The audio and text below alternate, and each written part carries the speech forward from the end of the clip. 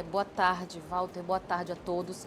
Estarrecedor os números que a gente recebe desse Anuário Brasileiro de Segurança Pública de 2025.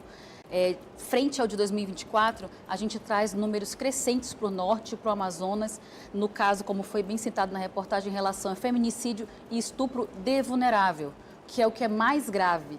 Que vulnerável é aquela criança ou jovem adolescente menor de 14 anos, é aquela mulher que não pode oferecer resistência, é aquela que tem uma doença, um transtorno mental temporário ou permanente, que está sob efeito de álcool, medicação, antidepressivo.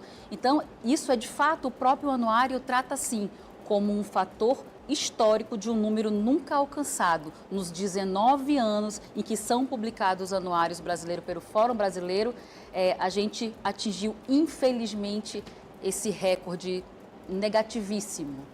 Carla, hoje, 25 de julho, é o Dia Internacional da Mulher Negra e você enviou para mim os dados e dentro daquelas informações tem que mulheres negras, a maioria de mulheres entre 18 a 44 anos, são vítimas de feminicídios, vítimas de estupro, né? E muitos dos próprios suspeitos de cometerem esses crimes estão dentro da casa, são companheiros ou ex-companheiros. Exatamente.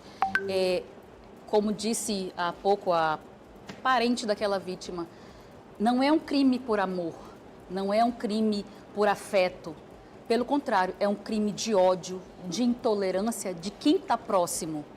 É um crime familiar, é um crime conhecido. Assim como a gente trouxe o número das crianças, dos adolescentes e das mulheres, 18 a 44, essa é a faixa etária prioritária. Mulheres negras, o índice também lá em cima, muito alto, em torno de 76%, 87% são menores.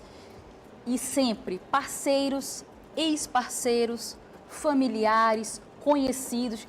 Então, estar no ambiente doméstico é um risco para a mulher brasileira, para a mulher negra, preta e parda, para a indígena e agora com esse Dia Internacional para a afro, né, caribenha, latina. Em falando indígena, Walter, eu sei que você está sempre muito nas trincheiras da luta do empoderamento, enfim, a TV Norte também, sempre nessa vanguarda. A gente tem acompanhado aqui no nosso estado algo que supera a aberração para todos os casos jurídicos e policiais que a gente tem enfrentado, que foi uma indígena ser colocada na cela masculina e cotidianamente, reiteradamente, ser estuprada no seu período que, em tese, seria mais bonito, que é o puerpério.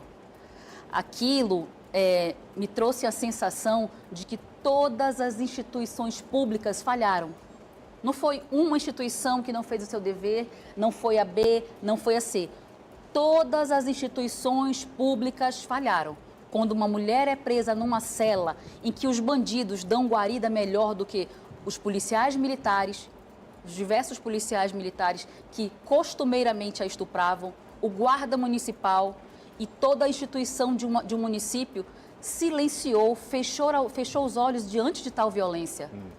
É dizer que os corpos negros, indígenas, pretos e pardos valem menos, merecem menos apoio, recebem menos dignidade. Não se garante o Estado democrático de direito e políticas públicas para essas mulheres. Então, isso é estarrecedor a gente falar que isso acontece aqui, no nosso estado. Então, o Amazonas está no topo.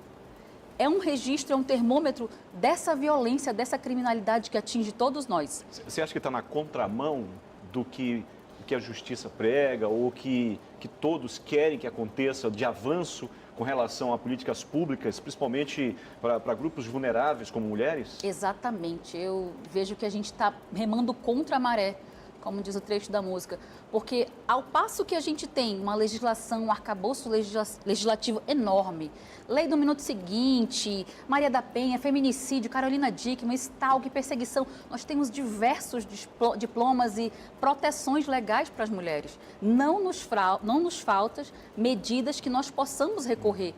E o que a gente não consegue entregar na ponta? Cidadania, dignidade para aquela mulher lá do interior, lá de São Paulo de Olivença, aquela indígena, aquela comunitária, aquela trabalhadora rural, aquela quilombola, aquela ribeirinha. tem uma falha nesse sistema. Legislação, nós estamos bem servidos. Esse arcabouço, ele é vasto. Diplomas legais nós temos. Mas a gente não consegue entregar política pública, a gente não consegue proteger aquela mulher que é vulnerável. Tanto que a lei se preocupa, o legislador se preocupou. Ele disse, eu preciso pensar em instrumentos normativos para entregar segurança para essas mulheres. Esses números estão muito altos. Mas o Amazonas não consegue fazer o seu dever de casa.